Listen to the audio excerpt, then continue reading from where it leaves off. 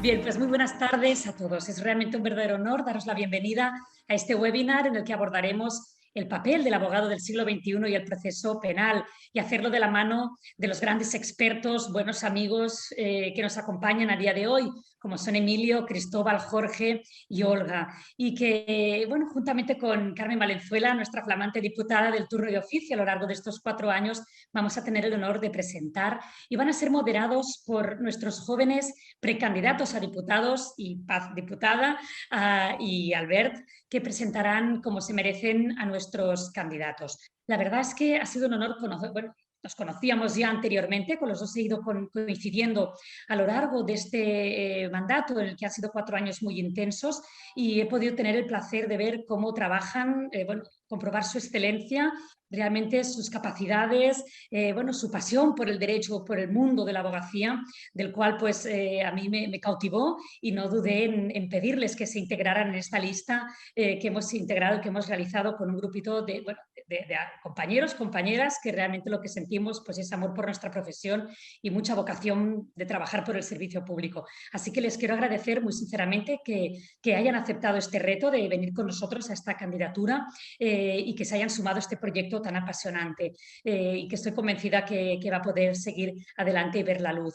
Estas han sido unas webinars que hemos organizado desde la candidatura, precandidatura de nuestra precampaña, las elecciones al Colegio de la Abogacía, que se van a celebrar el próximo 3 de junio, de la mano de Jesús Sánchez. Él ha dirigido como nadie a lo largo de estos 4 años la formación del Colegio de la Abogacía, la Comisión de Normativa, y realmente pues hemos querido darle a este programa de webinars de la precampaña un aire precisamente comprometido con este que ha sido el principal reto y en la piedra angular de nuestro mandato, que ha sido la formación, una formación de actualidad, comprometida, de calidad y sobre todo gratuita. Lo más importante, dar a los colegiados y colegiadas esa formación que es necesaria para poder abordar los retos que la abogacía y que la ciudadanía le plantea en estos momentos. Por lo tanto, este proyecto que hace 4 años se inició y al que la abogacía de Barcelona le dio su confianza en un equipo integrador y transversal que daba voz a las diferentes ramas del derecho y sensibilidades colegiadas,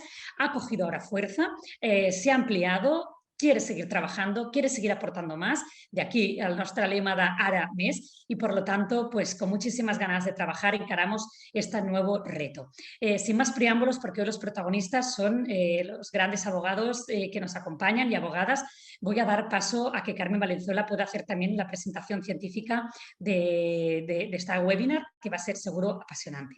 Adelante, Carmen. Muchísimas gracias a los ponentes por acompañarnos, a los asistentes por estar hoy aquí con todos nosotros, y vamos allá, y seguro que va a ser un éxito. Muchísimas gracias, Eugenia. Muchísimas gracias a los 3 ponentes, compañeros y amigos, grandes espadas del derecho penal. Yo, bueno, como antes ha avanzado Eugenia, pues he estado al cargo del turno de oficio durante estos 4 años de mandato que hemos tenido, y la verdad es que para mí ha sido un honor poder prestar todo mi servicios y mi tiempo a los compañeros y compañeras que prestan el servicio del turno de oficio.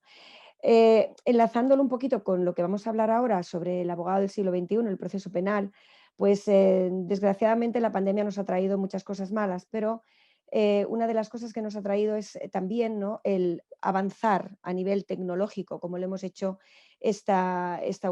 durante este último año. Por ejemplo, la introducción que hemos estado haciendo trabajando muchísimo desde el Colegio de la Abogacía de Barcelona en las videoconferencias para los compañeros y compañeras para que no pudieran contagiarse, y también ha venido, entiendo yo que muchas de estas videoconferencias han venido para quedarse. Teníamos una eina muy importante, como era con las nuevas tecnologías, que no las estábamos utilizando, y nosotros pues desde aquí hemos trabajado mucho para que ello se consiguiera.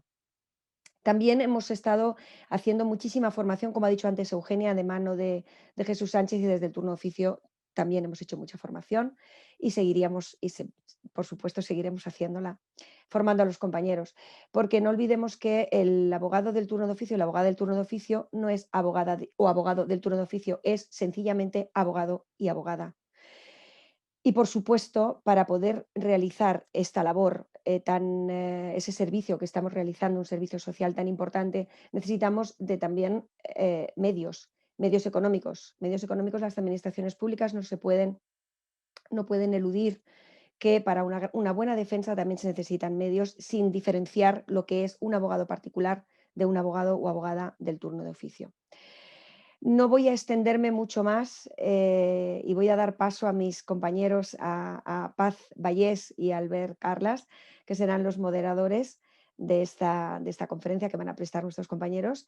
Y nada, deciros que aquí estamos para lo que necesitéis. Muchísimas gracias.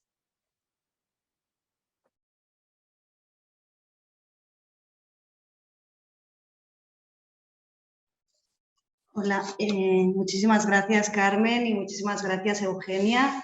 Bueno, para mí también es un gran honor estar hoy aquí, aunque sea como moderadora, con estos tres grandes compañeros y con Eugenia y con Carmen. Y bueno, sin más dilación, voy a ceder rápidamente la palabra al primero de los ponentes que hoy nos acompaña, que es Emilio Zegrí, un gran penalista de Barcelona con más de 30 años de ejercicio, que se dice rápido, un gran referente de la abogacía de nuestra ciudad y que además cuenta con una cuidada sensibilidad humana, tal como yo misma pude leer en el mes de marzo de este año en una singular contra de La Vanguardia que me hizo mucha ilusión leer. Y me quedo con una de las frases que dijiste allí, Emilio, que la vida es una política de encuentros y que hay que tener tiempo para pensar despacio, para apreciar todo eso que la vida nos da. Y aplicando esta frase a nuestra noble profesión, te cedo directamente la palabra, querido Emilio, agradeciéndote el estar esta tarde aquí con nosotros.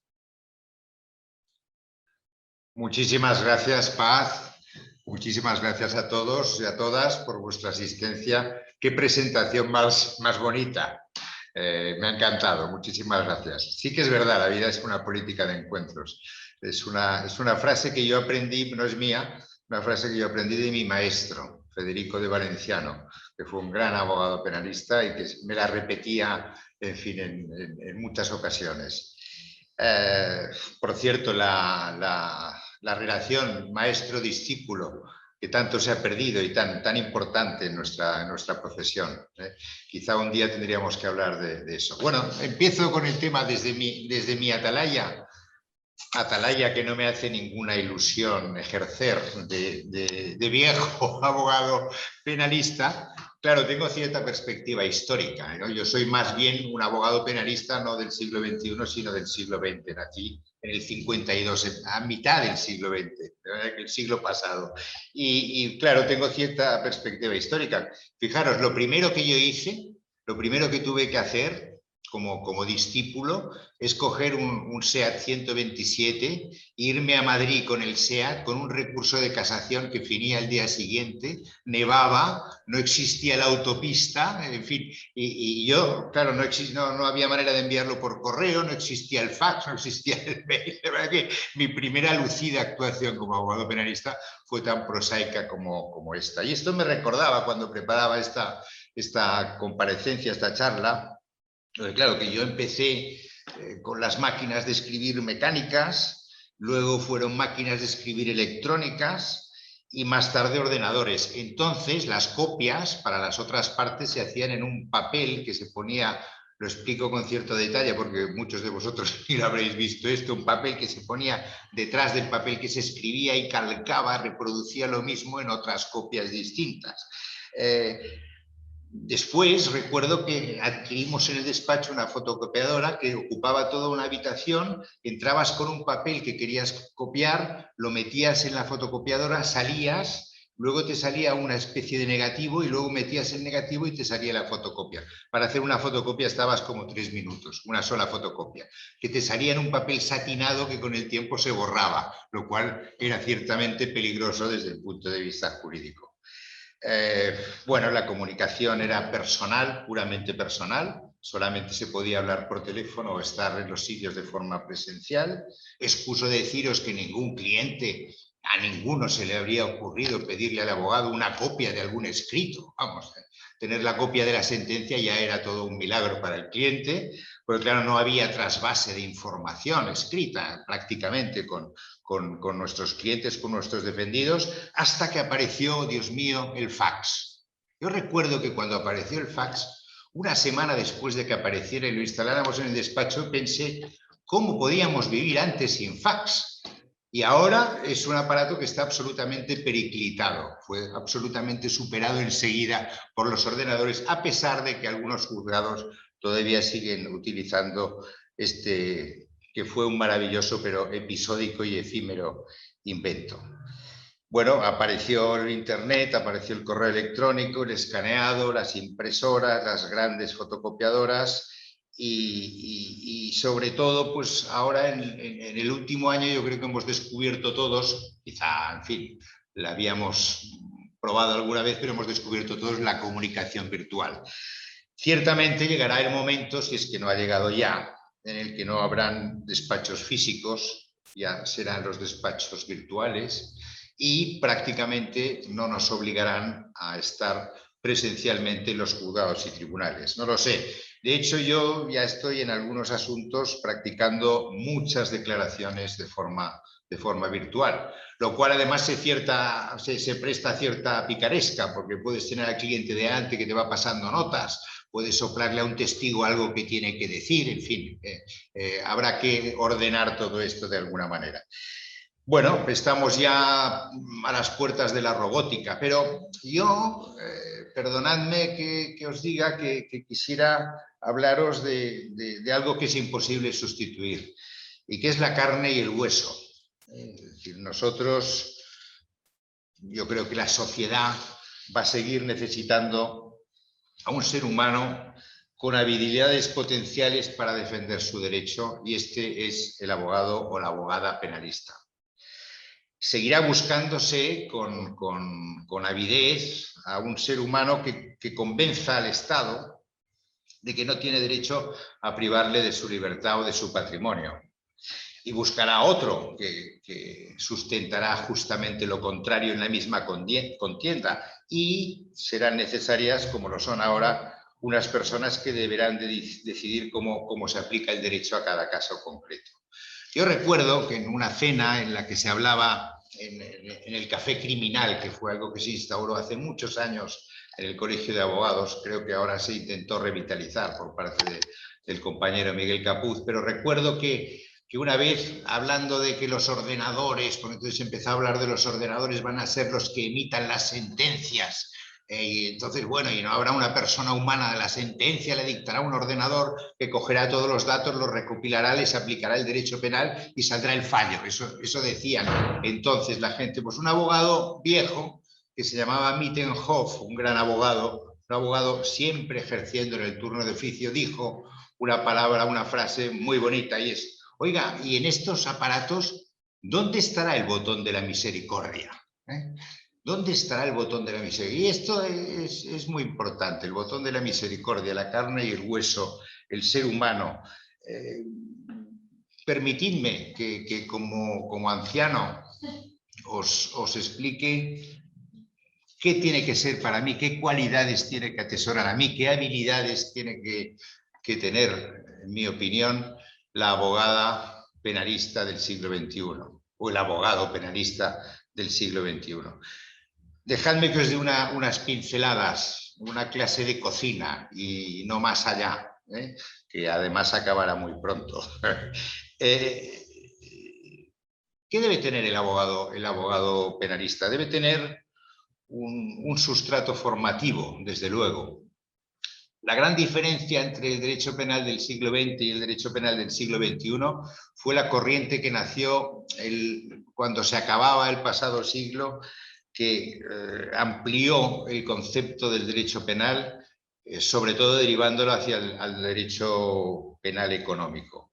El derecho penal económico que transgredía lo que era el derecho penal clásico es un derecho fronterizo. A mí me gusta mucho siempre denominarlo así, porque comparte varias especialidades distintas y el abogado o tiene una formación en estas otras especialidades del derecho o se acostumbra a trabajar muy bien en equipo con otros profesionales especialistas en estas otras materias. Estamos ante un derecho penal fronterizo y me refiero al derecho penal que deriva del derecho laboral, del derecho medioambiental, del derecho mercantil o del derecho tributario. Esta es digamos, la formación académica que extravasa del conocimiento estricto y claro y amplio del Código Penal y de la Ley de Enjuiciamiento Criminal y de las demás leyes que tienen relación con el derecho penal. Pero sobre todo, el abogado penalista, donde tiene que estar formado, lo que tiene que ser es un dominador del discurso, un dominador del lenguaje, un experto en la palabra. Y esto es algo que no se suele cultivar demasiado. Nosotros debemos ser expertos en comunicación persuasiva. En realidad, nuestra labor, que es una labor muy bonita, preciosa, porque no necesitamos ningún material, excepto nuestro cerebro, nuestro cuerpo y nuestro instrumento musical, que consiste en un instrumento de viento, del que emerge un sonido que transformamos en palabra para convencer a los demás, pues lo que hace es simplemente eso, intentar persuadir a nuestros semejantes, si es que los jueces pueden tildarse como semejantes nuestros, por escrito, de forma verbal y con el lenguaje corporal. No se trata solamente de dominar la oratoria ni de cultivar la oratoria, sino de dominar la comunicación oratoria persuasiva, más allá también la verbal, pero más allá incluso de la comunicación verbal. Para eso es muy importante introducirse en una materia. Yo la estudié, la materia clásica de la oratoria, pero sobre todo una vez Cristóbal Martell me regaló un libro de un italiano, Traversi, que establece las reglas fundamentales del discurso. Es un libro muy práctico que yo os aconsejo que leáis, que es una réplica, pero mucho más práctica y más avanzada a nuestro siglo, de lo que es la estructura del discurso. Poca gente se prepara el informe teniendo en cuenta que debe hacer una introducción, que es como una invitación a tu casa. Cuando tienes invitados, debes recibirles espléndidamente, debes recibirles muy bien, con los mejores muebles, la mejor decoración, el mejor aperitivo y la mejor sonrisa. Esto es la introducción, esto es una buena introducción de un discurso, que continúa por la narración, que es explicar los hechos arrimando el ascua a tu sardina, es decir, a la posición en la que estás.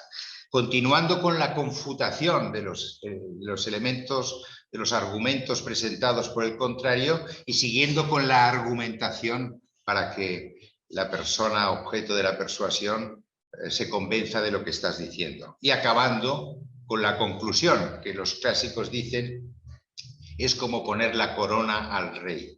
Acabar los discursos de una forma brillante, de una forma artística, de una forma concluyente, porque los seres humanos tendemos a recordar casi siempre solo lo que decimos al final. El orador debe dominar, el comunicador debe dominar tres aspectos del discurso. Debe dominar lo que los clásicos llamaban la inventio, es decir, qué decir, qué inventamos, qué proponemos, cuáles son las ideas fundamentales de nuestro discurso. Para esto, el sustrato cultural que debe tener el abogado es el cultivo de estas disciplinas que desgraciadamente están a punto de desaparecer. La filosofía, la lógica informal, leed a Schopenhauer, el arte de tener siempre la razón, leer libros polémicos, introducirse en la argumentación que deviene de la lógica informal, que a su vez deviene de la filosofía. La cultura, las disciplinas humanísticas, la literatura, el mundo de las ideas, todo esto sirve mucho para la inventio. Y yo creo que nosotros debemos cultivar estas materias y aprender de estas materias. Y también, como factor muy importante, debemos ser seres de nuestro tiempo, debemos saber lo que pasa. Yo recuerdo que un profesor ya desaparecido de estética, Ricard Salvat, que se dedicaba al teatro en la universidad, un día llegó a la clase, todos éramos melenudos y íbamos con pantalones tejanos de la época de los hippies, y dijo, a ver, ¿quién de ustedes vio ayer el programa? Sería el equivalente, era 1, 2, 3, responda otra vez, pero ahora sería el equivalente a la isla de no sé qué, la isla mágica o las parejas que no sé qué, no sé cuánto, estos programas de Telecinco, y todo el mundo se cayó. nadie dijo, y yo he visto este programa, o vi este programa ayer, y dijo, pues muy mal, ustedes tienen que ver estos programas, ustedes tienen que estar en el mundo, ustedes tienen que saber qué les gusta a la gente, cómo piensa la gente, qué quiere la gente, cuál es el mundo que les rodea. Y en este sentido yo creo que el penalista debe ser muy permeable, muy sensible y ser muy metido en el mundo real, en el mundo de las cosas que pasan, de las ideas y de las cosas que dicen las mujeres y los hombres. Por último, ser sensibles no quiere decir que seamos susceptibles a ser gobernados por las emociones, porque la comunicación causa un estado emocional parecido al miedo, y al miedo hay que sobreponerse. No debemos cesar nunca, no debemos dejar nunca que nos gobiernen las emociones. Tenemos que gobernarlas nosotros, y para eso os aconsejo disciplinas como el yoga o la respiración abdominal, que es una técnica que cultivan también los actores y los cantantes y las cantantes de ópera. Ser pesados estudiando, muy pesados estudiando. Habréis visto muchas veces que os suspenden un juicio 4 veces. 4 veces. Una vez, otra vez, otra vez, otra vez. La cuarta vez sabes muchísimas más cosas que la primera vez. Eres muchísimo más capaz de defender. Y esto a mí me alarma, porque cuando no se suspende un juicio quiere decir que he llegado al juicio en calzoncillos. Porque si después de suspenderse 2 o 3 veces sé mucho más, quiere decir que podría haber sabido mucho más en la primera ocasión.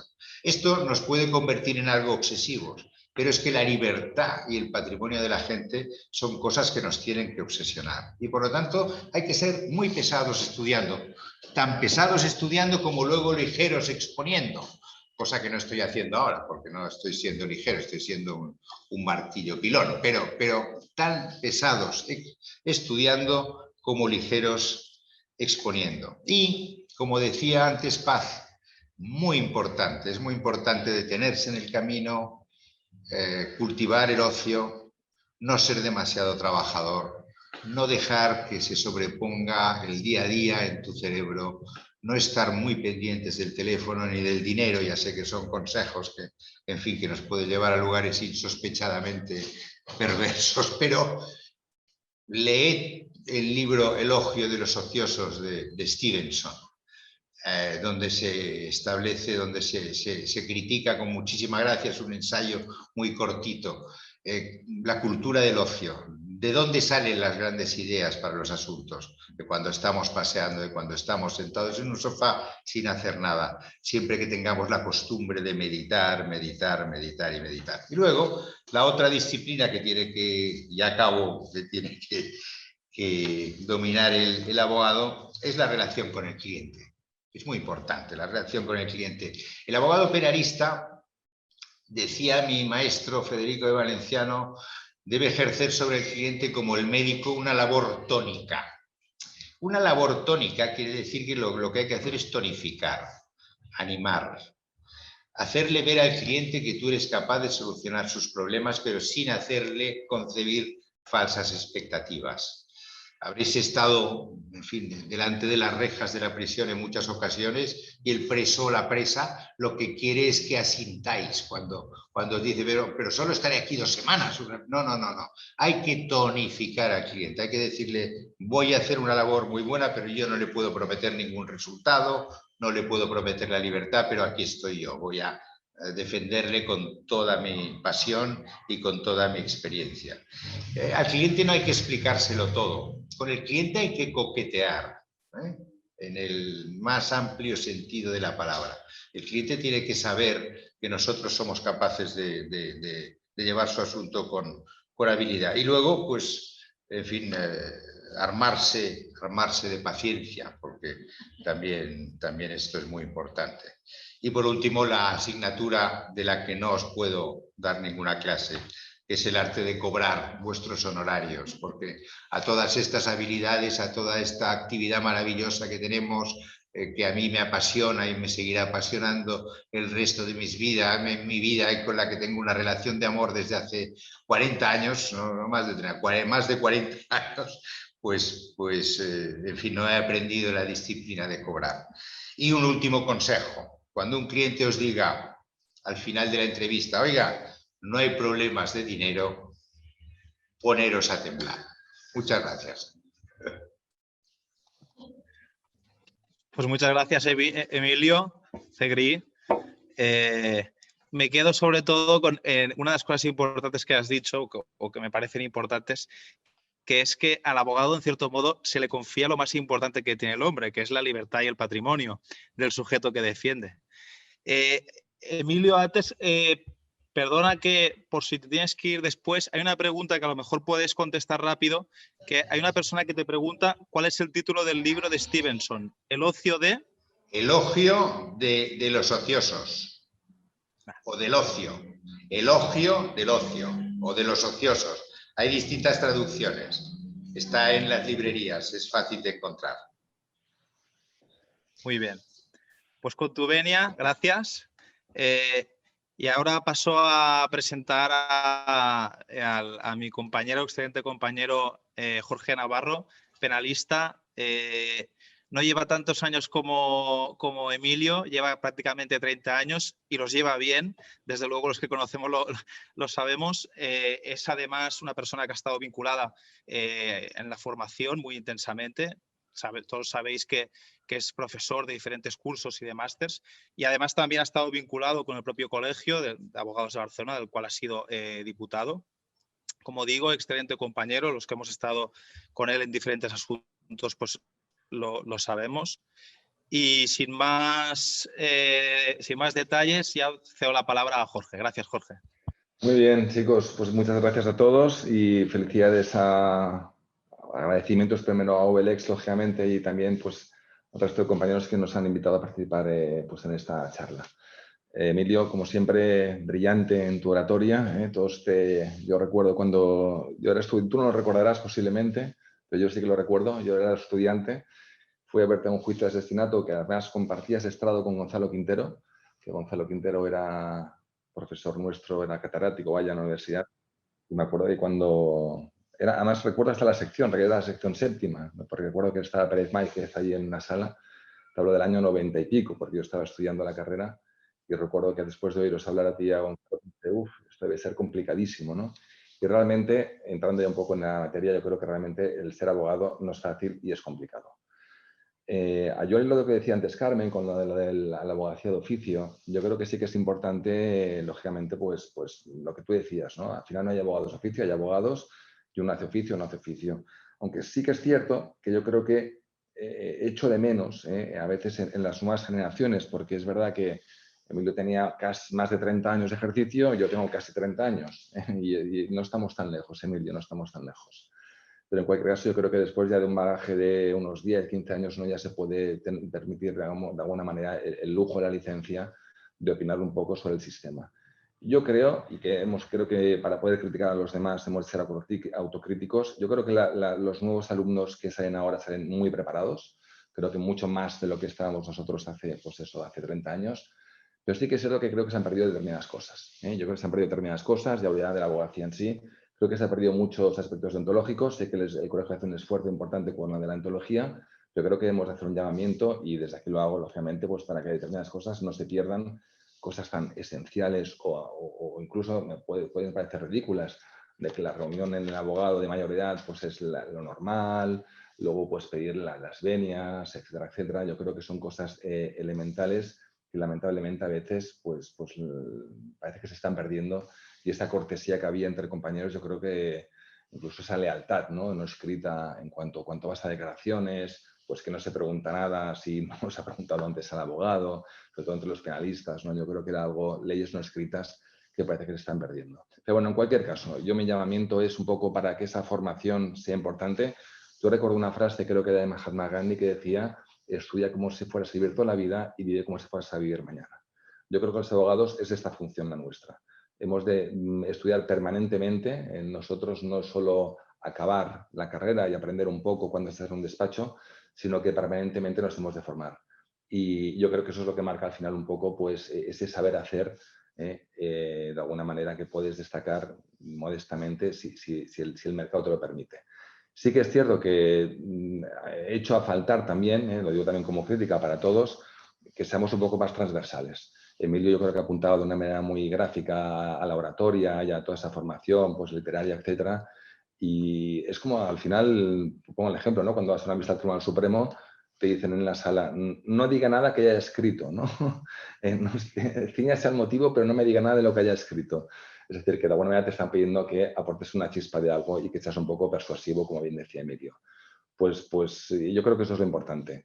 Dicho esto, desde la perspectiva personal, ¿qué creo que necesitamos en el nuevo proceso del siglo XXI en relación a la reivindicación de los abogados, como sobre todo desde la perspectiva que me toca de abogados penalistas? Yo creo que hemos de exigir, de una manera inmediata, que la legislación cambie, sobre todo en los aspectos relativos a las alegaciones de vulneración de derechos fundamentales. O sea, no es posible llevar una instrucción plena, cómoda, normal, con la perspectiva de derecho de defensa, si entendemos que ha habido una injerencia en un derecho fundamental y eso no puede ser expulsado de la instrucción.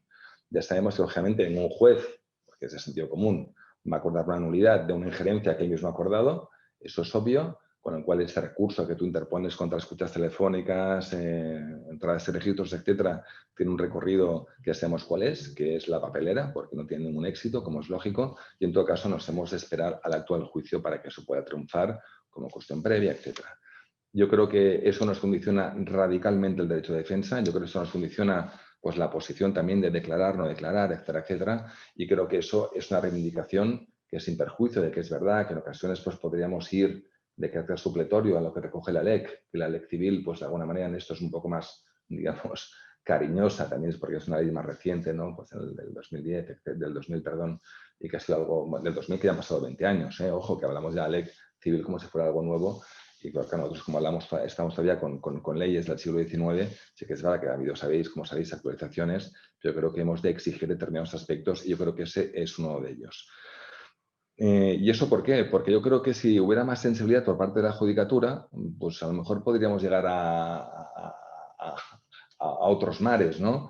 Sí que es verdad también que sabemos todos que está este famoso anteproyecto de reforma de la ley CRIM para que la Fiscalía sea la instructora, pero también creo que han de cambiar muchas cosas en la Fiscalía para que eso sea exitoso y también la mentalidad de los jueces si van a convertirse en jueces de garantías.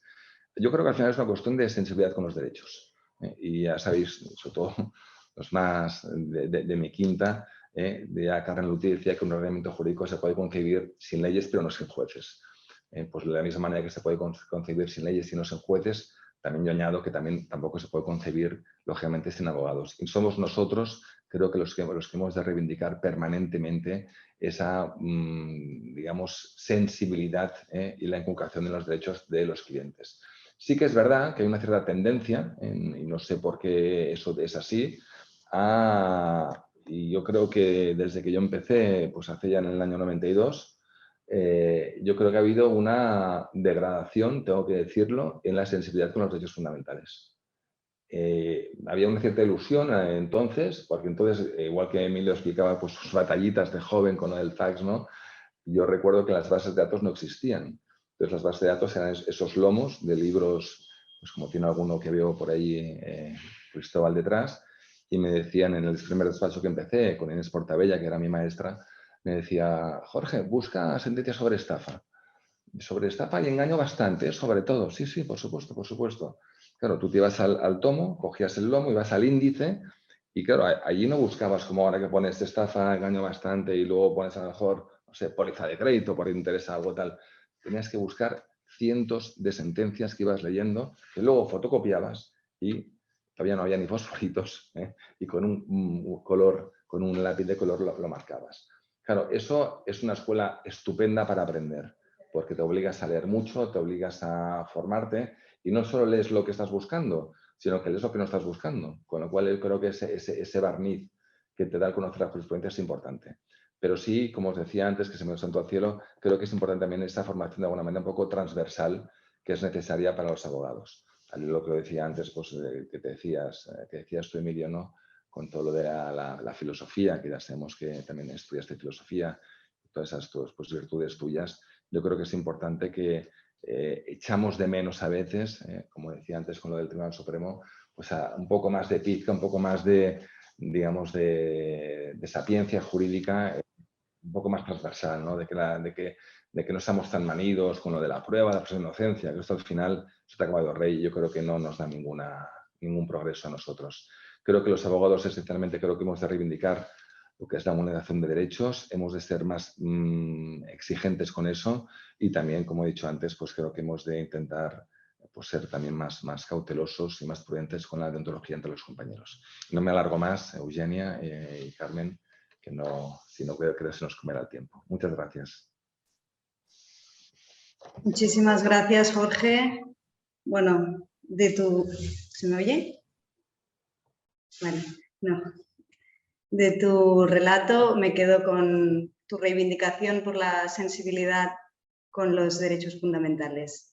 Y bueno, para cerrar este panel de lujo y sin olvidarnos de una ausencia para mí muy destacada, que es la de mi gran admirada Olga Tubau, tengo el honor de presentar y ceder la palabra a Cristóbal Martell. ¿Qué puedo decir yo de Cristóbal?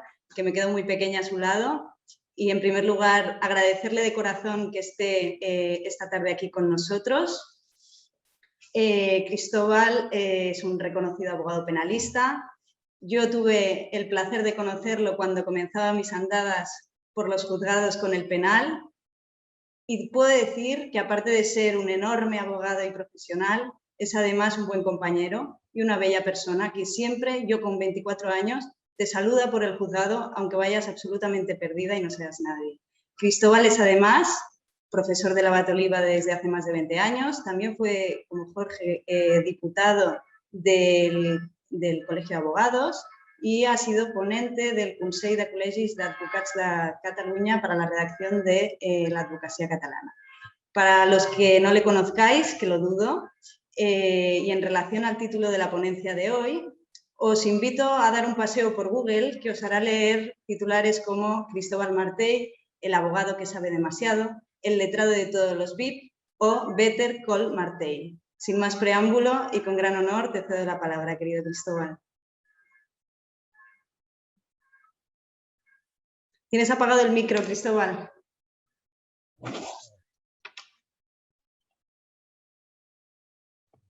¿Ahora? Ahora. Ahora sí. Ahora sí, ¿no? Sí. Mil gracias, Paz. Eres, no sé, eres aparte de una grandísima abogada y no es que tengas mucho futuro, es que tu calidad es ya una realidad y la sabemos todos. Además, eres un sol. Me vas a hacer envejecer con lo que acabas de decir en la presentación. Mil gracias, Paz. Bueno, y gracias a la candidatura G21 por dejarme participar.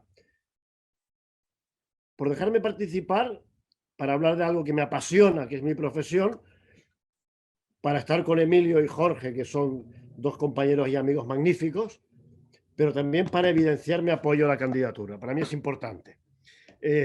Y os guste o no os guste, me voy a meter en harina. Es importante lo de los colegios, claro que es importante. Los colegios, vamos a huir del gremialismo, de la crítica fácil de creer que el colegio es una institución obsoleta, vertebrada bajo el gremialismo. No, los colegios tienen hoy una importancia extraordinaria e insisto permanentemente a todos los que hacen la crítica fácil y populista en contra de los colegios de abogados. Los colegios de abogados vertebran tres aspectos muy esenciales, a mi parecer, que a mí me parecen fundamentales. El uno, la formación continuada. El respeto que merece nuestra profesión pende de la calidad de nuestra abogacía. Por eso la formación continuada, este apoyo permanente al abogado, que tenga un asidero que le permita acudir a una institución que siempre estará con él, ofreciéndole las novedades y los cursos que le acompaña a lo largo de toda su carrera. Esto le acompaña el colegio. Hay instituciones, sí, que acompañan a la formación, pero están pensadas a la formación de los jóvenes. Lo que el colegio hace es acompañar al letrado a lo largo de toda su carrera profesional, dándole herramientas de actualización al conocimiento jurídico. Uno. Dos, la deontología. Es que realmente el respeto que tenga la sociedad por nuestra profesión, que es en definitiva lo que finalmente nos hace mejores abogados y más eficaces, trabajar desde el respeto y la consideración, no funciona sin una vertebración deontológica de nuestra función. La referencia ética en nuestro trabajo es esencial.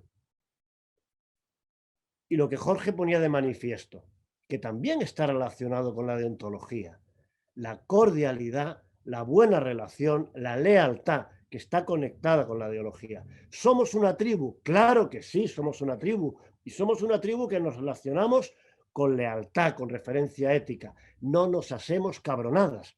Y esto redunda al final en beneficio del cliente, de la ciudadanía y del asunto.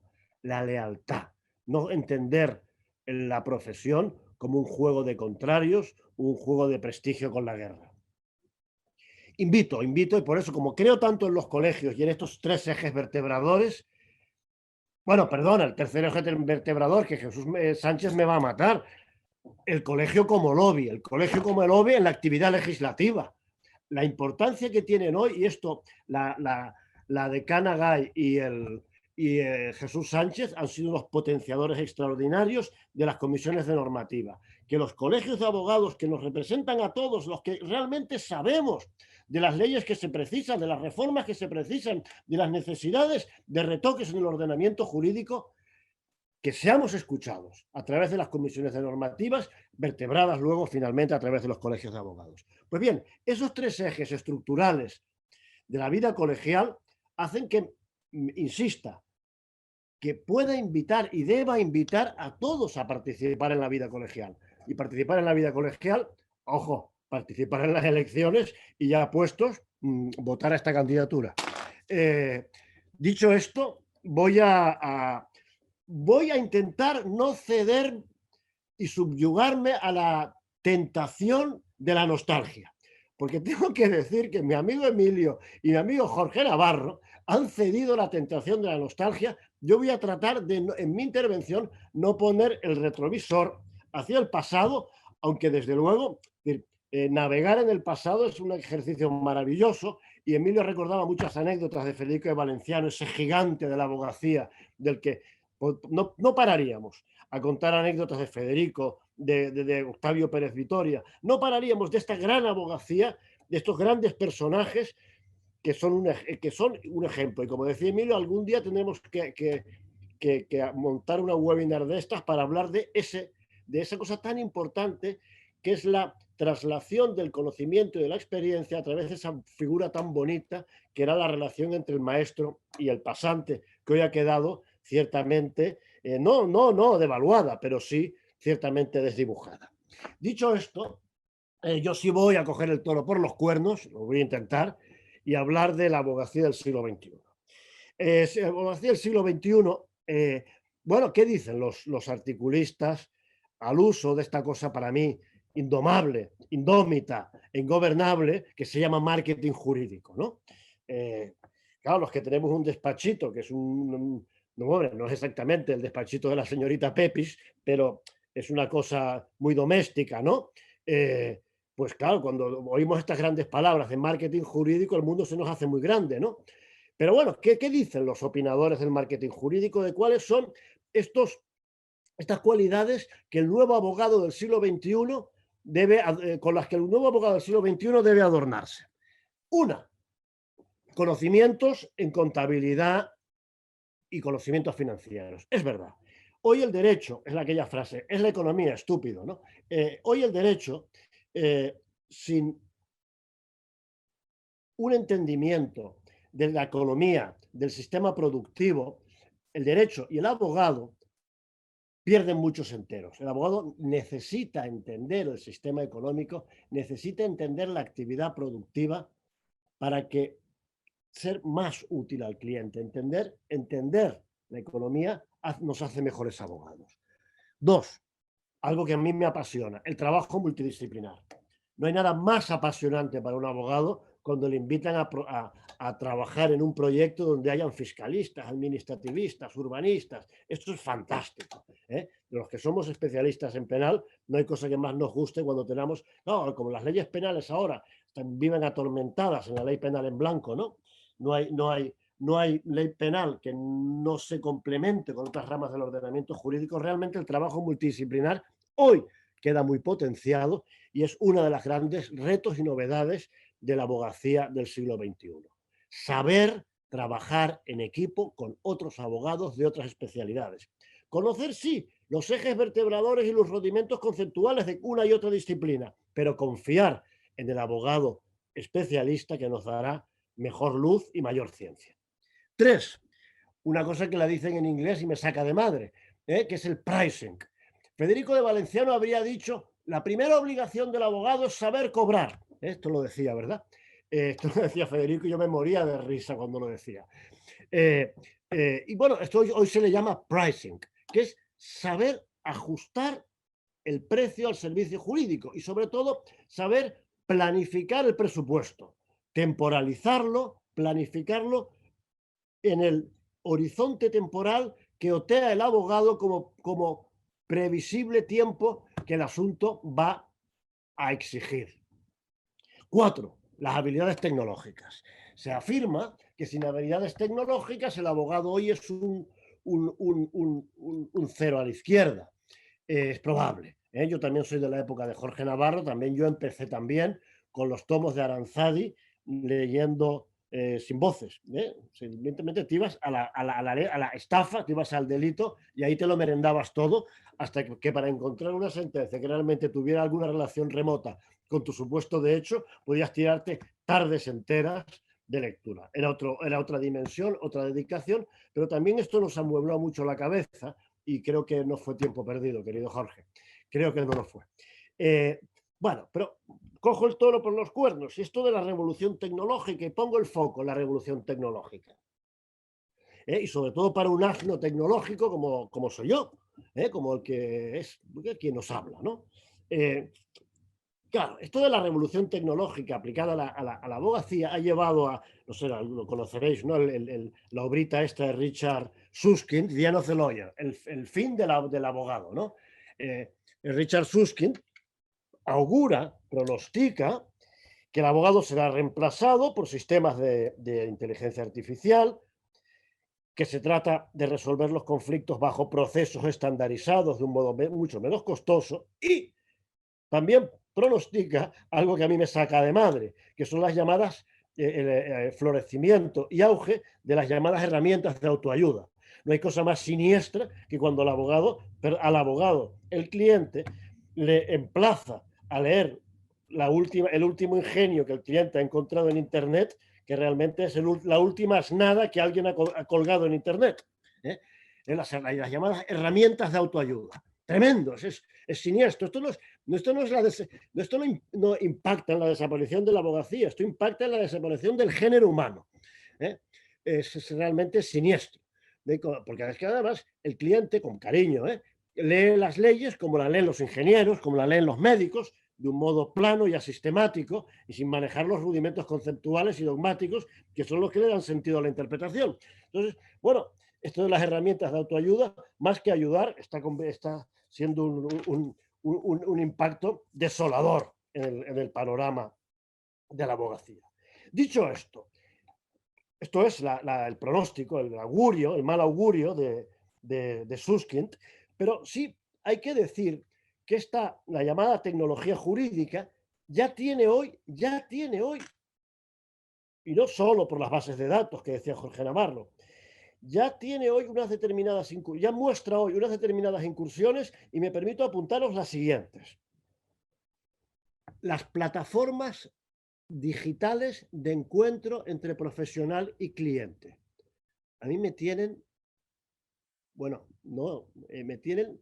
admirado cómo los servicios jurídicos pueden llegar a concretarse a través de estas plataformas, donde hay valoración de servicios, como si fuéramos un restaurante de TripAdvisor, donde hay hasta subastas de precios y buscadores de abogados por precios. Están ahí, Están ahí, y esto es como en las películas malas estas de clase B de ciencia ficción. Son como los extraterrestres. Están aquí y han venido para quedarse. Estas plataformas de encuentro clientes y profesionales están aquí, ya están funcionando. Otra novedad que trae la revolución tecnológica. Determinados productos de asesoramiento estandarizado. Ya existen en el mercado en determinados sectores bueno, ciertamente de sencilla ejecución profesional, no sé, recursos de multas, etcétera, de reclamaciones sencillas para ante la administración. Ya existen productos estandarizados donde introduciendo unos poquitos datos sale el escrito. Bueno, ya está en el mercado. Hay otros impactos que ya ha producido la llamada revolución tecnológica del siglo XXI en la abogacía.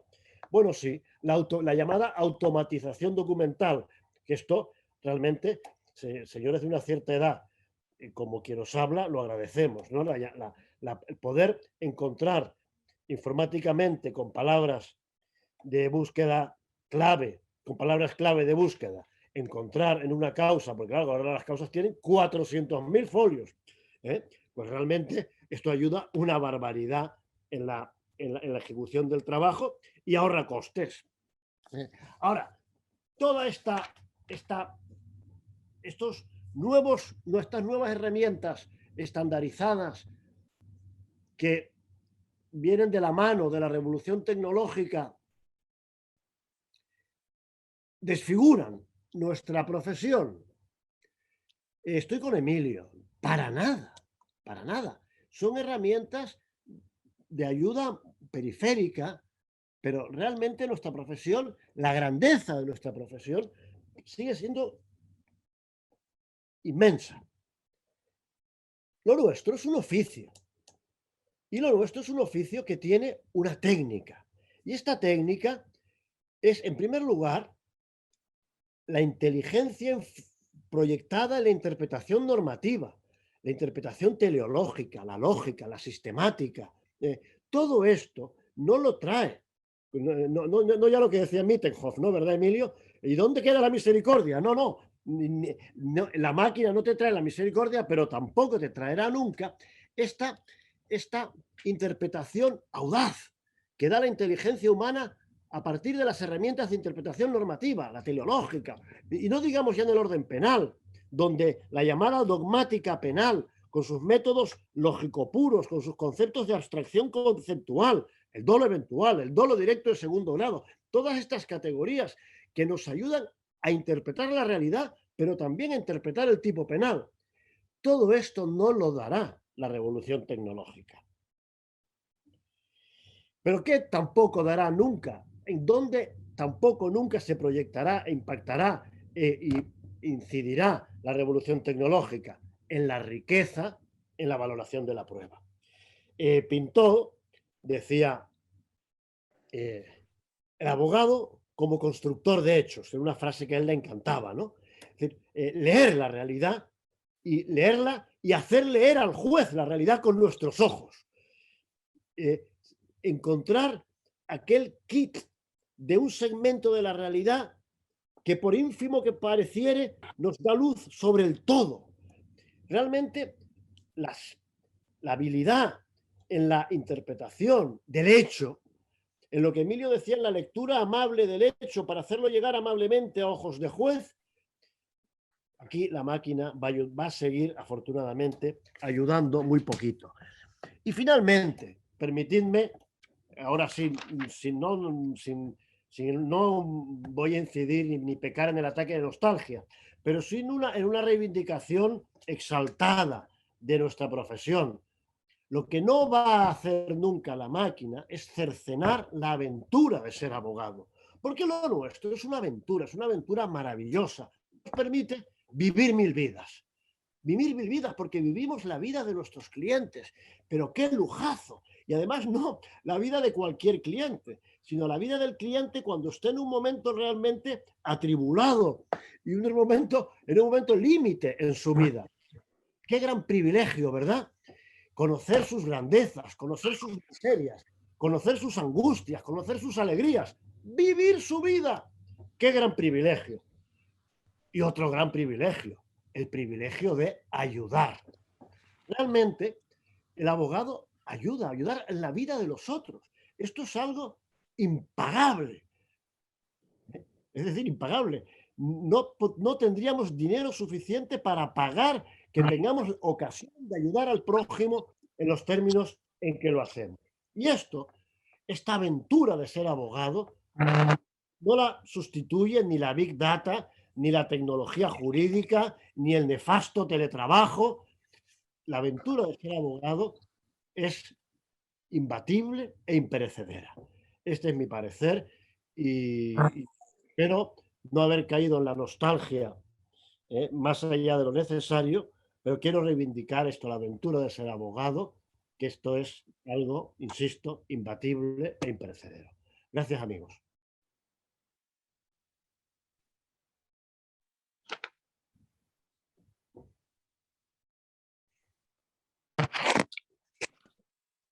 Muchísimas gracias, Cristóbal, Emilio, Jorge, realmente exposiciones brillantes que sin duda cuando estamos tan inmersos en el contenido científico de todos los temas que nos están inundando en estos momentos, el panorama jurídico y social, pues nos olvidamos a veces de reflexionar sobre el sentido de nuestra profesión, ¿no? La concepción filosófica, humanista de nuestra profesión, ¿no? Este trabajo diario que hacemos ayudando a la ciudadanía, acercándola al contexto legal que pueda amparar su realidad y sus problemas, sus miserias, sus logros y que sin duda son tan necesarios recordar tan a menudo.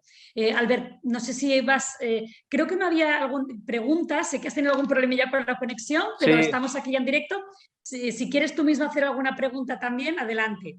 Gracias. He tenido un pequeño fallo tecnológico. Ahora que está tan de moda el tema de tecnología también en el ámbito judicial, en nuestro ámbito, y bueno, he perdido la oportunidad, la recupero, si es que no me ha precluido, de felicitar a todos los ponentes que hemos tenido y también, evidentemente, a mi maestro, a Cristóbal Martell, por el que siento una enorme admiración, como a él le consta, y además un profundo cariño, y evidentemente para mí es un referente en el ámbito del derecho penal.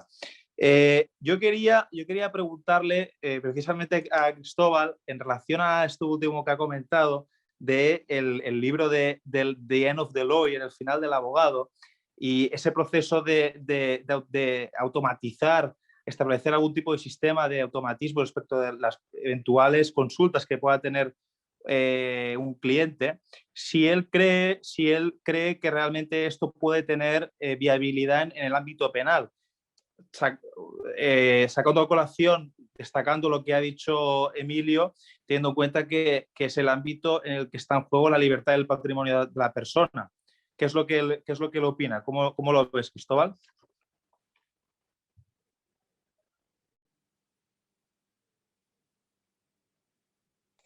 El micro, Cristóbal, no te oímos. Perdón, ¿ahora sí? ¿Ahora sí? Vale. Ahora sí. Que los procedimientos estandarizados a través de herramientas tecnológicas quieren seguro ya hoy, con las técnicas de la inteligencia artificial, ya están teniendo hoy impacto muy positivo en el mundo contractual. A partir de determinados parámetros que se introducen en sistemas que ya están funcionando, la inteligencia artificial está consiguiendo parir contratos maravillosos donde todas las variables están contempladas, una cosa fantástica, ¿no? Sin duda. Pero es que el ámbito procesal es otra cosa. El ámbito procesal, donde se enjuicia un hecho, hay que recordar que la grandeza del dictado de una sentencia que quiere poner fin a un conflicto parte de un primer parámetro, que es la fijación del hecho, en lo que Fenech llamaba el juicio histórico. En la fijación del juicio histórico, ahí está la grandeza del hombre leyendo la realidad, haciéndole leer la realidad a quien habrá de decidir sobre el conflicto, que es el juez. Yo, francamente, no me veo desplazado por una máquina en lo que Emilio llamó antes la seducción del discurso. No lo veo, no lo veo. No lo veo. Este es mi parecer. Veo que no, al menos yo no las veo desde el móvil, que haya preguntas. Me gustaría plantear también una, si abogáis, apostáis porque se queden, y qué es lo que más destacaríais como elemento positivo, como dato positivo de esta nueva forma de comparecer en la oficina judicial, y como dato negativo también. Cualquiera de los tres que quiera contestar, Emilio, Jorge o Cristóbal. Si queréis lo mismo. A ver, gracias, Carlas. A ver, yo creo que la desgraciada pandemia, el desgraciado bicho, nos ha traído cosas buenas y cosas malas, como bien decías en tu pregunta, ¿no? Yo creo que ha pasado algo insólito. Hemos comunicado con los funcionarios de los juzgados a través de correo electrónico. Eso ha sido un milagro. Antes apenas te cogían el teléfono o te lo cogían de malas maneras, y ahora, de una manera sorprendente, el correo electrónico se ha podido normalizar con funcionarios judiciales, incluso con algunos jueces. Eso me parece un logro propio del siglo XXI, pero que estamos anclados en el siglo XX y diría muy principios del XX. Eso me parece sorprendente. Creo que hace 2 años nadie hubiera pensado que esa vía de comunicación con un funcionario podía existir. Incluso te notifican a través de correo electrónico, no solo ya comunicaciones, sino pues cualquier duda que puedas tener, se la envías, se la comunicas, etcétera, etcétera. Creo que en eso hemos ganado. Es verdad que por otro lado está el tema de las garantías. Yo he visto declaraciones ayer mismo en Mataró, estaban unas declaraciones del Monte Fiscal, y se conectó a través del teléfono de uno de los abogados una persona que tenía que declarar, porque no funcionaba el sistema. Pero eso me parece a mí dantesco, porque además, primero, ¿quién garantiza que sea la persona que declara? Ojo. Y luego, por supuesto, me parece que no son las maneras de tampoco, digamos, sacarle la importancia que tiene el escaso rigor en esos aspectos, ¿no? Luego, porque creo que eso, cualquiera que sea un poco avispado, luego podría impugnar esa nulidad, porque me parece que por mucho que uno diga qué es, quién es, y no ya solo sin imagen, sino solo con voz, imaginaros, pues me parece a mí que eso no está rodeado de las garantías oportunas. Sí que es verdad que por otro lado se ha facilitado, pues se ha agilizado muchas cosas, antes hubieran sido motivo de suspensión, sigue habiendo problemas y creo que es un desastre que tengamos 17 comunidades autónomas y prácticamente con 17 sistemas diferentes de conexión. Eso es vergonzoso y eso es culpa de todos, no del Ministerio, sino de todos los que tienen transferidas las competencias en justicia. Creo que eso no es razonable que yo me quiera conectar con Cantabria y que no se oiga o que sí se vea o viceversa, y me pueda conectar con mi hijo que está en Australia a través de Skype o a través del teléfono móvil. Creo que eso es lamentable. Y yo creo que esas cosas, desde luego, creo que hemos de mejorarlas. Es verdad que el poder político es un poder nefasto en todas las administraciones, creo, en cuanto al ámbito de justicia, creo que hemos decidido de manera clara. Y yo creo que también nos corresponde a la abogacía reivindicar esas exigencias que creo que no podemos permitir ni un segundo más. Gracias, Alberto. Muy bien. Por último, yo también quería preguntaros si consideráis que la formación en idiomas extranjeros, es también importante y un factor clave para el abogado del siglo XXI, teniendo en cuenta que cada vez vivimos en un mundo más globalizado, cada vez tenemos más probabilidad de tener también clientes extranjeros, y para garantizar el derecho de defensa y poder explicarle correctamente al cliente la situación de su procedimiento, entiendo yo que sí que sería conveniente pues, este tipo de formación en idiomas. ¿Qué es lo que pensáis vosotros? ¿Cómo lo veis?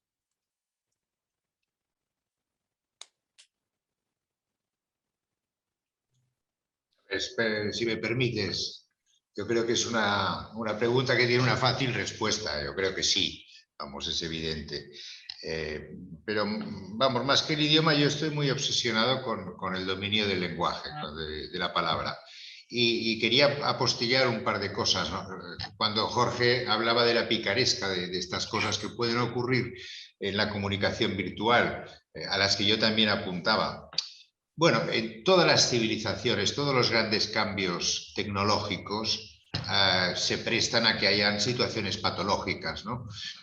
Lo cual no quiere decir que los tengamos que despreciar de inicio, sino que hay que regular estas situaciones. Fijaros, yo recuerdo una cosa que me explicaban que ocurrió en Barcelona a principios de siglo, y es que había un abogado que celebraba los juicios en su despacho. Tenía una sala de juicios en su despacho en Barcelona y su cliente estaba, en fin, en el ajo, naturalmente, hacía venir al contrario, celebraba el juicio, él se vestía de juez y siempre condenaba al contrario y además en costas, ¿eh?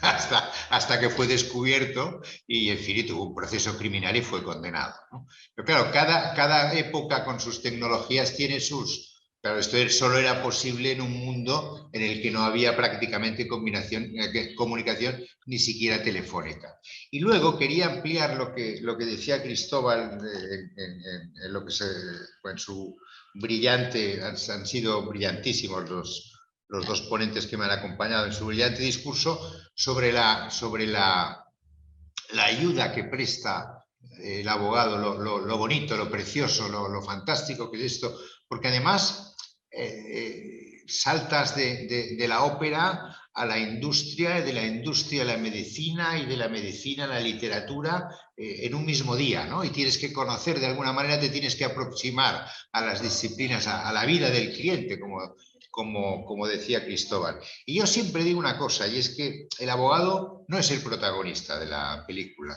no es el protagonista de la novela. El abogado es un personaje secundario. Yo siempre lo comparo a Ariadna, que le da a Teseo el hilo para que salga del laberinto. El héroe es Teseo, el que mata a Minotauro, pero este personaje ancilar que le da el hilo a Teseo para que pueda salir del laberinto después de haber ganado su heroicidad, esta es la función del abogado para mí.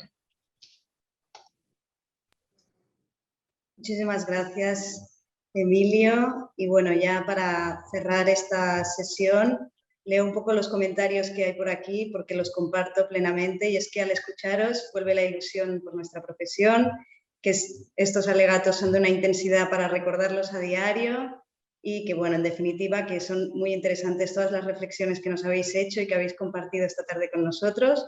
Os lo agradecemos a todos de corazón. Y nada, muchísimas gracias a todos los espectadores y asistentes de esta tarde. Y bueno, pues nos vemos pronto todos por los juzgados y por el Colegio de Abogados. Muchísimas gracias. Gracias a todos. Un abrazo. Gracias. Adiós. Un abrazo. Hasta pronto. Adiós. Gracias. Adiós. Muchas gracias. Cierro la conexión entonces. Sí. ¿De acuerdo? Perfecto. Gracias. Gracias a todos. Adiós, gracias. Adiós.